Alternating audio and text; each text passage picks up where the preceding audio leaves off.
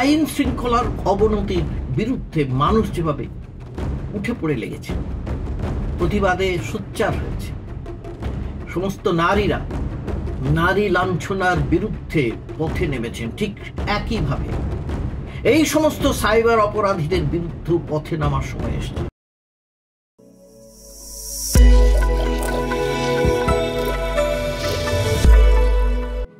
এখন আর বাস্তব জীবন নয়, এখন হচ্ছে সাইবার জগৎ। সাইবার সাংঘাতিক। আমরা দেখতে পাই, ছুঁতে পারি না, জানতে পারি, ধরতে পারি না, মারাত্মক। আর এই সাইবার জগতের কানা গলিতে কি কি ঘটছে আপনারা জানেন? জানেন না। নিরীহ শিশুদের, কিশোর কিশোরীদের সেখানে টেনে নিয়ে যাচ্ছে এক শ্রেণীর অপরাধী। ভাবতে পারেন? সবচেয়ে মারাত্মক হলো, এই অপরাধীদের আপনি সামাজিক মাধ্যমে যেভাবে দৃশ্যমান পাবেন, বাস্তবে তো তারা অদৃশ্য।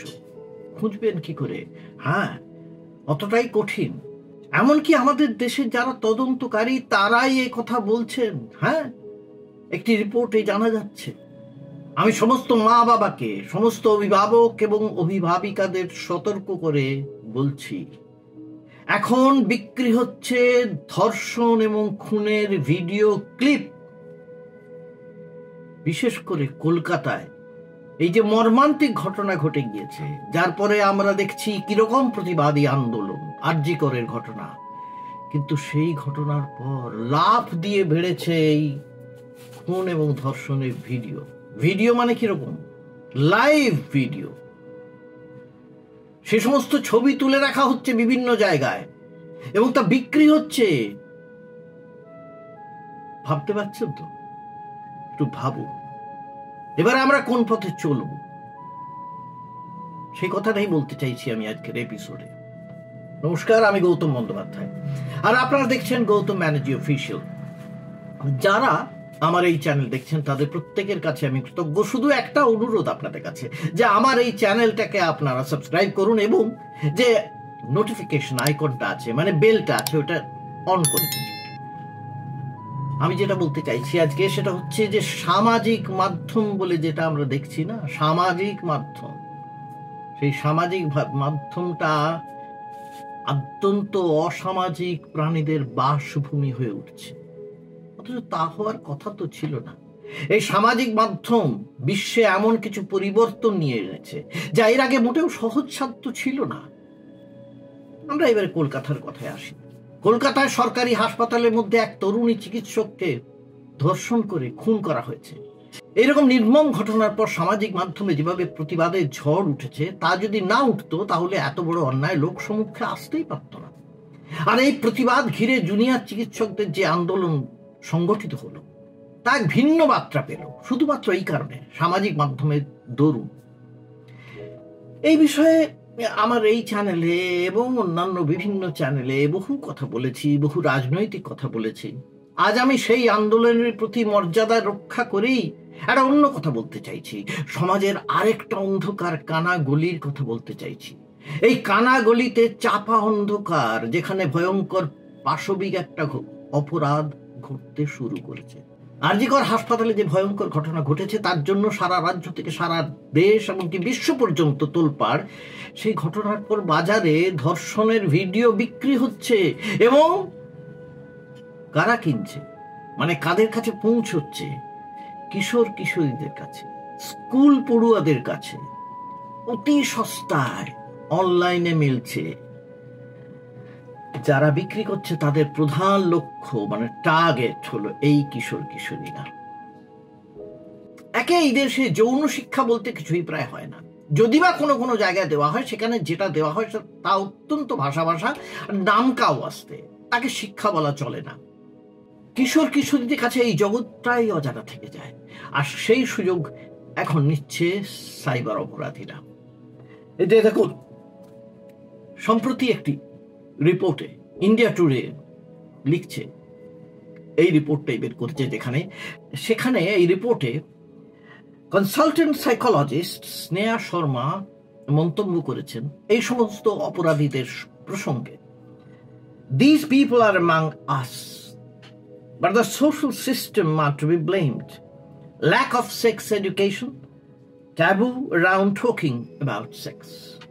ঠিক যেটা আমি বললাম বাংলায়, উনি সেটাই বলেছেন ইংরেজিতে, যে এই সমস্ত লোকেরা কিন্তু আমাদের চারপাশে ঘোরাঘুরি করছে, এবং আমরা জানি এই যারা প্রতিবাদী আন্দোলন করছেন তাদের মধ্যে পর্যন্ত ঢুকে পড়ছে এই সমস্ত লোকেরা, সমাজ বিরোধীরা, সাংঘাতিক সমাজ বিরোধী। তাদের মধ্যে কেউ ধর্ষক, কেউ খুনি, এবং তারা ছবি তুলছে বিভিন্নভাবে, বিভিন্ন ছবি তুলে তারা পোস্ট করছে। একটা ঘটনা মনে পড়ে গেল, আমার এক অনুজ ভ্রাতৃপ্রত বন্ধু জানালো, কোনো একবার বই মেলায় একটা কুইজ হয়েছিল, সেখানে এক নাকি প্রকাশনা সংস্থা এই কুইজের বিষয় দিয়েছিল। একটা অদ্ভুত বিষয়, বিষয়টা ছিল এমন একটা বইয়ের নাম স্থির করতে হবে বা বলতে হবে যা কোনোদিন ছাপাখানায় যাবে না। তাতে যে নামটা উঠেছিল সবচেয়ে আগে সেটা হলো ছোটদের কামসূত্র। ছোটদের রামায়ণ বিক্রি হয়, ছোটদের মহাভারত বিক্রি হয়, সবই বিক্রি হয় আমরা জানি, কিন্তু ছোটদের কামসূত্র ভাবতে পারা যায় না যে এইরকম কোনো বই কোনো কালে কোনো প্রকাশক যন্ত্রস্থ করবেন। কিন্তু এখন যে অবস্থা, মনে হচ্ছে এই সাইবার অপরাধীরা সেই কাজটিও করবে, এবার সেই বইও ছাপতে পারে, যা অবস্থা যাচ্ছে। এককালে টিভির সামনে শিশু কিশোররা রূপকথার ছবি দেখত, কত রকমের গল্প দেখতো, কাহিনী দেখতো। এখন কি তারা নীল ছবি দেখবে? না, তা ঠিক নয়, কারণ এখন টেলিভিশন দরকার নেই, এখন মোবাইল আছে, মোবাইলের দিকে তাকিয়েই তারা দেখতে পারবে। কিন্তু এই সাইবার অপরাধীদের যদি ঠান্ডা না করা হয় তাহলে এটা চলতেই থাকবে, আরো বাড়বে। অপরাধীরা এখন প্রাপ্তবয়স্কদের দিকে তাকাচ্ছে না, তারা জানে ওই বাজারটা তৈরি আছে, মানে প্রাপ্তবয়স্কদের বাজার তৈরি আছে। তারা এখন স্কুলের পড়ুয়াদের দিকে নজর দিয়েছে, সেইটাই খুব মারাত্মক। প্রতিটি ছেলে মেয়ের হাতে এখন মোবাইল ফোন। তবে এই অপরাধীরা খুব সতর্ক, দেখুন তারা কি করছে। আমি ওই ইন্ডিয়া টুডে যে রিপোর্টটা, সেই রিপোর্ট থেকে একটা কথা আপনাদের জানাচ্ছি। সেখানে বলা হচ্ছে এসব অপরাধীরা ফেসবুক বা ইনস্টাগ্রামের মাধ্যমে নীল ছবি ছড়াচ্ছে না, তারা কি করছে, হোয়াটসঅ্যাপ বা টেলিগ্রাম জাতীয় অ্যাপ ব্যবহার করছে, যাতে কি হচ্ছে 1:1, মানে এক এক সঙ্গে আরেকজনের যোগাযোগ সূত্র হচ্ছে। তাদের সুবিধে কি, সরাসরি স্কুলে বা বাড়িতে একান্তে কিশোর কিশোরীরা এইসব ছবি দেখে নিজেরাই সঙ্গে সঙ্গে মুছে দিতে পারছে। এই ঘটনা ইতিমধ্যে অজস্র ঘটনা চোখে এসেছে মুম্বাই এবং দিল্লিতে। কলকাতা কি বাদ আছে আমরা কিন্তু জানি না, কারণ এখনো পর্যন্ত এই রিপোর্ট কোনো পত্রিকা বা কোনো ম্যাগাজিন করেনি বলে আমরা খুব নিশ্চিন্ত আছি, আমরা খুব মনে করছি খুব ভালো আছি আমরা, তা কিন্তু নয়। আরজিকর ঘটনার পর ধর্ষণের সরাসরি ভিডিও নির্বিচারে ছোটদের কাছে বিক্রি হচ্ছে। আর কত দাম জানেন? 12 পয়সা, ক্লিপ পিছু 12 পয়সা খরচা করলেই এই সমস্ত কিশোর কিশোরদের কাছে পৌঁছে যাচ্ছে এই সমস্ত ভিডিও। এই হচ্ছে অবস্থা। আইন শৃঙ্খলার অবনতির বিরুদ্ধে মানুষ যেভাবে উঠে পড়ে লেগেছে, প্রতিবাদে সোচ্চার হয়েছে, সমস্ত নারীরা নারী লাঞ্ছনার বিরুদ্ধে পথে নেমেছেন, ঠিক একইভাবে এই সমস্ত সাইবার অপরাধীদের বিরুদ্ধে পথে নামার সময় এসে, যদি পথেও না নামা যায় তাহলে কি করা যাবে? তাহলে চাপ সৃষ্টি করতে হবে, আমরা না হলে সামলাতে পারবো না।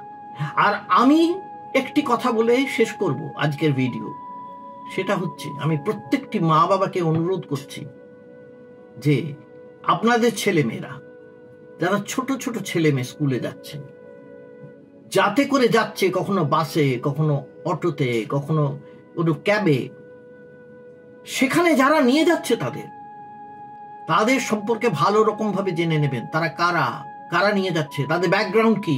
এই যে সিভিক ভলান্টিয়ারের কথা আমরা জেনেছি, তাদের মতো কেউ আছে কিনা সেখানে আমরা জানি না। আমরা নিশ্চিন্তে আমাদের ছেলে মেয়েদের ছেড়ে দিচ্ছি না।